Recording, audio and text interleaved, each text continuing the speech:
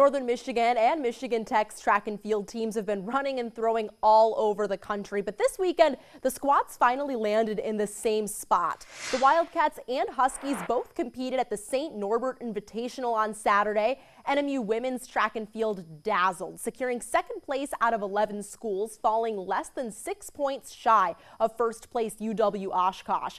The green and gold collected 10 first place finishes, 3 of them from Danielle Lund, who notched a school record in the shot put. Two wins also came from Bo Truckee on the track. Tech's women's team raced to 9th place, and the men's team took 10th out of 14 teams. 4 Huskies earned top 5 placements and 6 personal records were set.